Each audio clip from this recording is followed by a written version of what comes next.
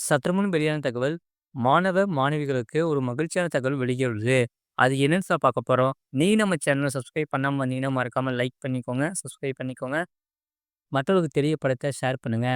பிப்ரவரி 5ஆம் தேதி ஈரோடு மாவட்டத்திற்கு விடுமுறை அறிவித்து தமிழ்நாடு அரசு அரசாணை வெளியிட்டது.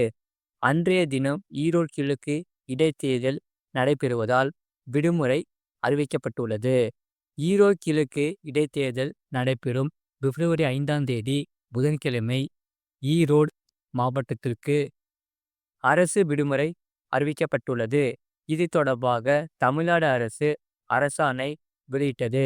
அன்றைய தினம் பள்ளிகள், கல்லூரிகள், அரசு அலுவலகங்களுக்கு விடுமுறை அறிவிக்கப்பட்டுள்ளது. ஈரோடு கிழக்கு சட்டமன்ற உறுப்பினராக பதவி வகித்த தமிழ்நாடு காங்கிரஸ் முன்னாள் தலைவர் இளங்கோவன் உடல் நலக்குறைவு காரணமாக நவம்பர் 14ஆம் தேதி உயிரிழந்தார். அவரது மறைவை தொடர்ந்து ஈரோடு கிழக்கு சட்டமன்ற தொகுதி காலியானதாக அறிவிக்கப்பட்டது. இந்திய தேர்தல் ஆணையம் டெல்லி சட்டமன்ற தேர்தல் தேதியை அறிவித்த போது ஈரோடு கிழக்கு சட்டமன்ற தொகுதிக்கான இடைத்தேர்தல் தேதியும் அறிவிக்கப்பட்டது. அந்த வகையில் பிப்ரவரி 5ஆம் தேதி தேர்தல் நடத்தப்படும் என்று தெரிவிக்கப்பட்டது.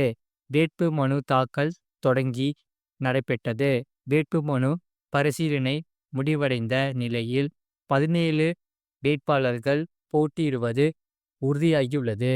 திமுக கூட்டணி எதிராக மக்களவைத் தேர்தலில் அதிமுக மற்றும் பாஜக தலைமையில் கூட்டணிகள் அமைக்கப்பட்டு போட்டியிட்டனர். இந்த இடைத்தேர்தலை அதிமுக, பாஜக கூட்டணி கட்சிகள் மொத்தமாக புறக்கணித்தன.